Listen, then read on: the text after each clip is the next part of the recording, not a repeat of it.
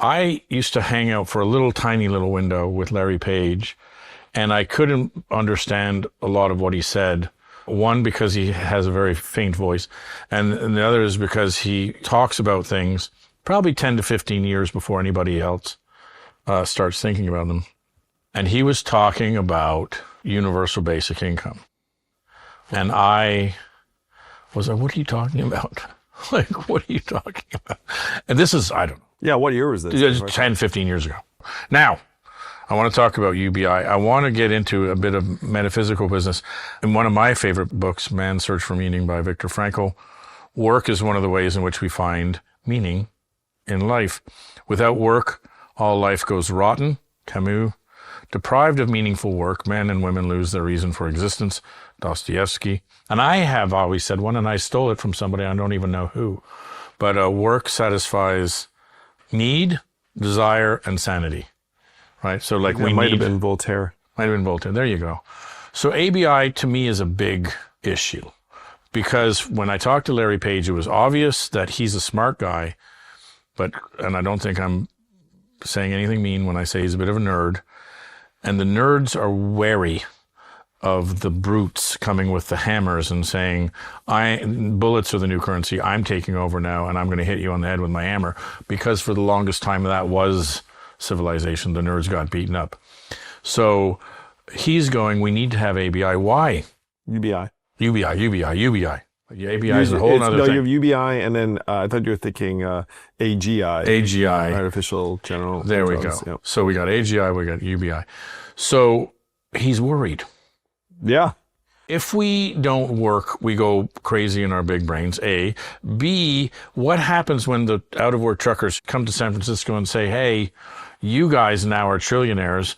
That's not fair. We want to bash you with our hammers on your heads. I love this line of thought because I think it's exactly what needs to get addressed. And one of the biggest misconceptions about me during the presidential campaign was that I thought that UBI fixes the problem of the lack of work. Yeah. So work provides structure, purpose, fulfillment, community, a reason to wake up in the morning, like all these things. Now, if I put some cash in your account, you don't get all those things necessarily. And so what you want is you want people to have work and work-like arrangements at all levels of the economy in an economy where our labor does not matter in terms of capital efficiency. And that is like the massive challenge and transition that has to be surmounted in order to keep people from losing their minds, killing each other, et cetera, et cetera. So a bit of money as a foundational layer, I still believe is necessary. And when I ran, I proposed $1,000 a month, the freedom dividend. Our GDP has grown significantly even since then, where it's now around $85,000 per person. Which, by the way, seems like enough where you could give everyone 12. I think 12 is, I mean... Right now, 12 might be too low. It's way too low. Yes, because of inflation and some other things. But after you lay a foundation where people have a certain amount of money in the bank, why are they waking up? Like, what sort of interaction are they having with their neighbors?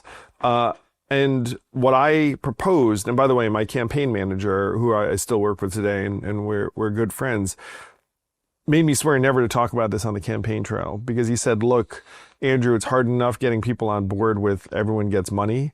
But when you start talking about the need to create caring and nurturing economy, an arts and creativity economy, a health and wellness economy, and then have people plug in at different levels, he's like, it's just too much. Like people's brains explode. It is too much. However, now it's what everybody's talking about, which is why maybe somebody should run again, because don't you feel vindicated somewhat that you brought up, again, I'm going to go back to Magical Asian Man from the Future.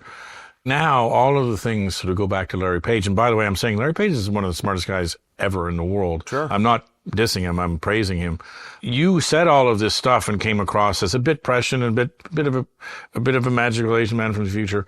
But now vindication, and also, hey, this guy really had his finger on the pulse, which is what we need in our politicians, rather than playing catch up. I ran in 2020 to try and accelerate the countermeasures. And UBI is a big part of that. I think right now poverty is driving us crazy. And then trying to build these human-centered avenues for people to be able to thrive, really. And this is one thing that always pissed me off. People are like, oh, Yang, UBI, he just wants us all to like, stay home and like play video games, like blah, blah, blah. And it's like, one, I'm just trying to get everyone money, and so that there's some degree of like agency and decision making, but there's no reason you stop there. Like if you want to try and build all sorts of awesome things for us to do, like me too.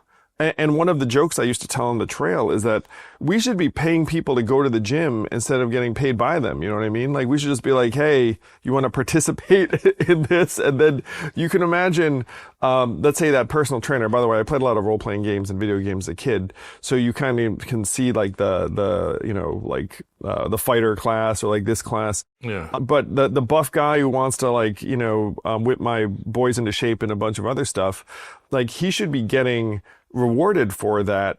And there's no reason why we have to confine ourselves to one currency in the form of dollars. And you could see artists painting murals and getting rewarded in this artistic currency that they can use then to feed themselves, yes, but they could also use it to go to a museum, go to a cultural event. And maybe you can't buy a Porsche with the art and creativity currency, but you can live a fine life. And then, and one of the things I also put out there was that, look, if I tell you how much money I make or have, I'm a jerk. But if I tell you how much arts and creativity currency I've gotten from all of these like awesome works I've done, then maybe that's dope.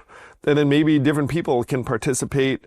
So that's the vision, in my opinion, that becomes inevitable when you realize that AI is going to render a lot of labor obsolete. Yeah. See, I think it's all about the pitch. And the pitch is, for me, is it starts with, let's say, truckers and cabs and assistants and copywriters and editing and, all the things that AI is doing today, assistants, et cetera. And then it's going to go into everything else, medical science. I mean, everything you can possibly imagine, science, computers. When we look at where, San Francisco, Silicon Valley, quantum with AI is going to create a whole new wealth sector that's going to be even more wealthy and even own more technology and more patents, et cetera.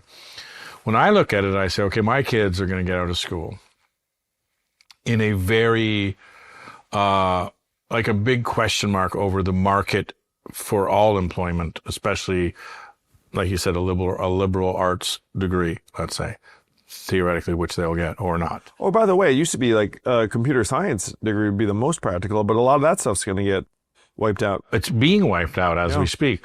So there's a huge question mark, and I have this discussion with other parents. I'm like, what's our kid even? And they, well, she's great at art, or, she's great at this, or sports, or what have you.